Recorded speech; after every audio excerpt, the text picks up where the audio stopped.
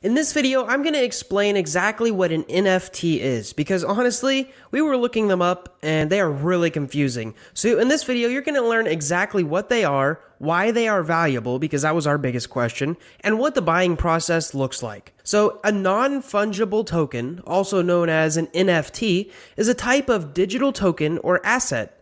A common analogy is to think of these as digital trading cards or digital paintings. Whenever you buy an NFT, you are basically just buying the rights to that specific asset. Now, non-fungible means that it can't be changed whenever it is created. You can't split it up, and it must be distinguishable from something else. Unlike a Bitcoin, one Bitcoin is the exact same as another Bitcoin. Well, with NFTs, they're never the same. They're always different. And also, a token is just a small piece of data that you own. Together, an NFT is a token that you own that doesn't change throughout time. So that's the basics. But when it comes down to the technicals, what exactly is an NFT? Well, NFTs are actually just a piece of data that is owned by an address. And whoever has the password to that address, they own that piece of data. And this piece of data can be bought and sold to different addresses. And that data is verified on a blockchain. And you can actually check the owner history is always trackable with an NFT. For example, this crypto kitty that's sold for $600,000 is essentially just a small URL that is owned by an address. The only thing that person owns is a tiny piece of data. Now that piece of data points to a server somewhere that usually hosts an image. And technically, whoever owns that server could change the image. And it's important to know what you are actually buying when you buy an NFT. You are buying a piece of data that points to a server that hosts either an image or a GIF. You should know that the server could change, or that the image and GIF could change. It's actually the specific piece of data that you actually own on the blockchain, not the access to the server and not the image or the GIF, but rather that tiny piece of data that points to the server. So in a sense, when you buy an NFT, you're buying a small piece of data that represents something larger. Kind of like buying a stock. You're not buying the entire company, and unless it's a dividend stock, you're not actually getting anything from it. So this brings us to the question, why would you want to buy an NFT? And there's many reasons, but right now the main reason most people are buying is because they see NFTs as collectibles in the investment category. So let's go over 4 main things that make an NFT valuable. Number 1, first. So just like Bitcoin is so popular because it was the first cryptocurrency, the first NFTs of specific creators or businesses will also have value. For example, Pokemon cards are quickly gaining popularity, and the most expensive cards are those that were produced in the first edition. So let's say if you have the first United States NFT, it will likely have some perceived value. The second thing that makes an NFT valuable is its utility, which in other words is the real-world benefits. So imagine if Elvis Presley was still alive and he sold 50 NFTs. Now by owning one of them, you could have lifetime access to any of the shows that he participated in. Now these NFTs would quickly become popular and very expensive due to their real-world benefits. Personally, this is the only reason I would buy an NFT, is if it had a real-world benefit. And I think in the future, almost all NFTs will evolve to have this sort of aspect. Creators will sell NFTs for income, and in return, have a membership community or do a monthly lunch meeting or something in that fashion. The third thing that makes an NFT valuable is if it's unique or rare. So for example, think of the Mona Lisa. Anyone can have a copy of the Mona Lisa in their room, but only one person, or a museum in this case, can hang up the real painting by Leonardo da Vinci for everyone to view. Now the same goes for the original Constitution of the United States, or a Babe Ruth signed baseball. They are rare. Imagine if Stephen Hawking only minted 3 NFTs. They would be very valuable because there's only 3 originals. Even if they're just pictures of the universe. Other people could have that picture, but they wouldn't have the original one minted by Stephen Hawking. The last thing that I've found that makes an NFT valuable is ownership history. So for example, what's your favorite celebrity? Mine personally is Robert Downey Jr. So let's say he decides to sell his leather jacket and buy a new one. Well, when he first bought that leather jacket, maybe he paid $200 for it. But me, I might pay $800 just to have the same jacket that Robert Downey Jr. wore. Now the same goes for NFTs. Someone might be willing to pay $1 million of an image of a duck that Barack Obama owned at one point. So keeping these in mind, you should think about what actually makes an NFT valuable. If an NFT is the first of its kind, if it has a real-world benefit, if it's rare, and if someone important owned it. These are questions to ask yourself during valuation of an NFT. For example, does buying Jack Dorsey's first tweet for $2.5 million fit any of these? Let's go down the list. Is it a first? Yes, it actually is the first NFT in that category. Second, does it have utility? It does not. You don't get to change the tweet and you don't get to advertise your business or something like that.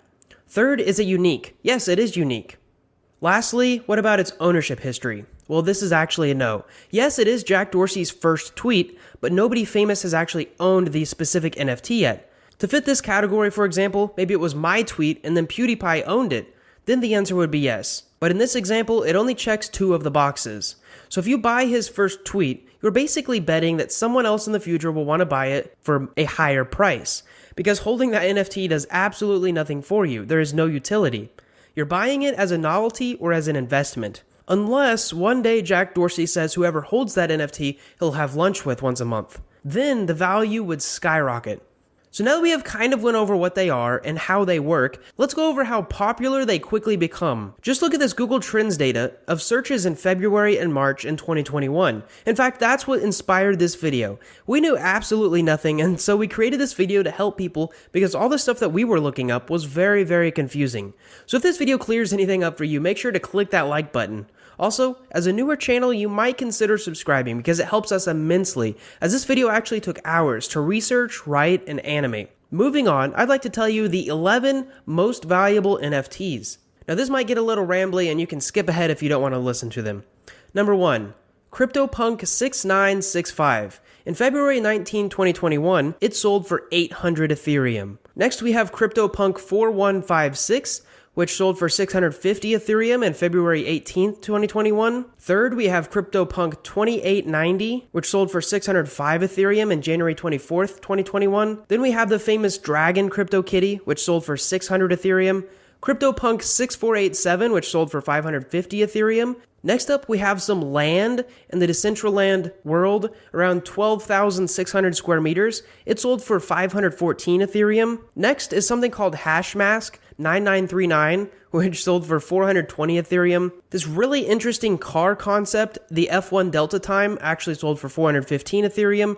Another CryptoPunk sold for 400 Ethereum, and an actual lot of land in the Decentraland world sold for 345 Ethereum. And the famous Nyan Cat sold for 300 Ethereum on February 19th, 2021. So another important question to ask about NFTs is, can someone copy your NFT?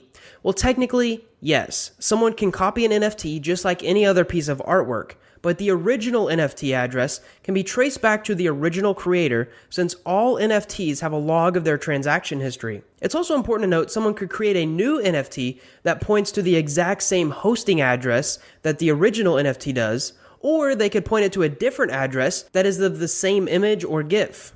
Now, the value in an NFT is not the image, it's the specific piece of data.